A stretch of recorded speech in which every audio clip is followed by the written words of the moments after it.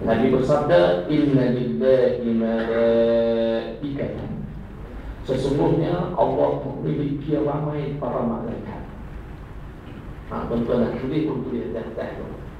Di belakang tak apa, di depan tak apa. Allah memiliki malaikat, ramai para malaikat. Kerjanya sayyahina fil ardh, berlegar-legar di atas muka bumi. Malaikat Allah ni ramai. Ada malaikat yang menurunkan wahyu seperti Jibril alaihi salam, tugas dia. Malaikat yang menjaga arasy, malaikat yang menjaga angin, malaikat yang akan tiup sangkakala bila nak berlaku kiamat pula, malaikat yang datang cabut nyawa dan sebagainya. Malaikat.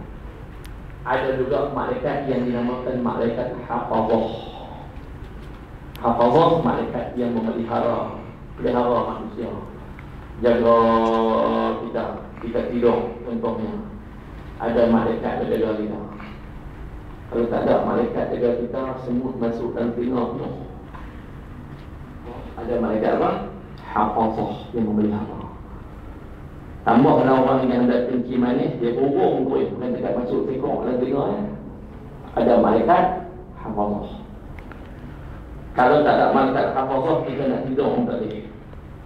Ada binatang apa yang warna merah, panjang-panjang pilihan kaki 40.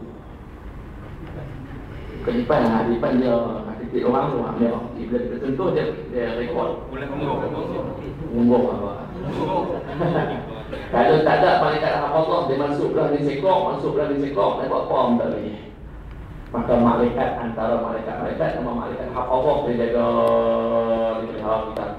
Hatta walaupun kita ni kadang-kadang apa yang Allah Ta'ala suruh buat, kita tak buat, dia jaga kita. Punya kasih sayang Allah terhadap hamba-hambanya.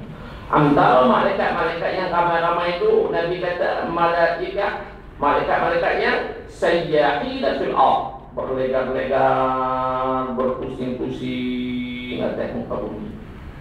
Apa kerja mereka? Kerja mereka bila mendengar orang-orang yang beriman ini mengucapkan ucapan salam dan ucapan salawat ke atas Nabi SAW, yuballighuni an ummati salam. Malaikat-malaikat itu akan menyampaikan kepadaku ucapan salam yang diungkapkan oleh umatku, kata Nabi SAW. Moga-moga ucapan salawat dan salam yang sama-sama kita adunkan sebentar tadi dibawa oleh malaikat-malaikat Allah yang berlegar di atas muka bumi sekarang ini, sampai untuk disampaikan ucapan salam dan salawat kita kepada Nabi kita, kekasih kita Muhammad sallallahu alaihi wasallam. Itu sebagai mukadimah. Datuk bagi kat saya berapa jam dan untuk ceramah. Saya nak balik jauh. Nak balik dari Ujung. Jadi saya tak boleh lama-lama, tidak saja. Tuan-tuan pun nak balik juga, saya pun nak balik juga. Jadi pada petang ini, cinta kepada Nabi SAW, kita baca satu hadis yang pertama. Kita baca ramai, ikut saya. Kita baca hadis Nabi, ucapan Rasulullah SAW. Kita baca ramai. Bismillahirrahmanirrahim. Semua kena baca peluang surah. Bismillahirrahmanirrahim. Bismillahirrahmanirrahim. Qala sallallahu alaihi wasallam, salasun man kunna fihi wajada bihinna halawatal iman, an yakuna Allahu ورسوله أحب إليه مما سواهما وأن يحب المرء لا يحبه إلا لله وأن يكره أن يعود في الكفر كما يكره أن يقذف في النار. Itu hadis pertama yang menjadi bahan pengajian ataupun kuliah kita mengadakan majlis keputeraan Rasulullah SAW kami. Tengok hari itu dan tulis. Kalau tak tulis takut lupa. Bila kita lupa, balik nanti kita nak bagi sikit sebanyak apa yang kita dapat bertanya hari itu untuk isteri kita di rumah.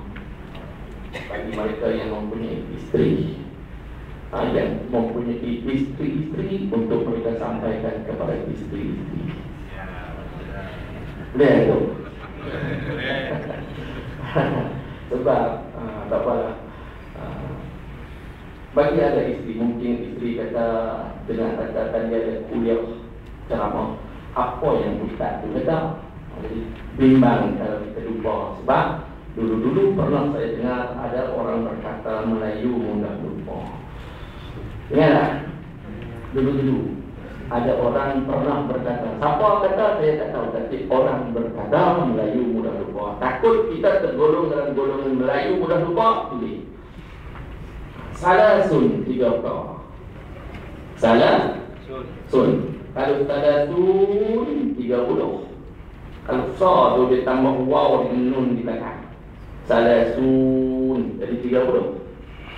Kalau salah sumi'ah 300.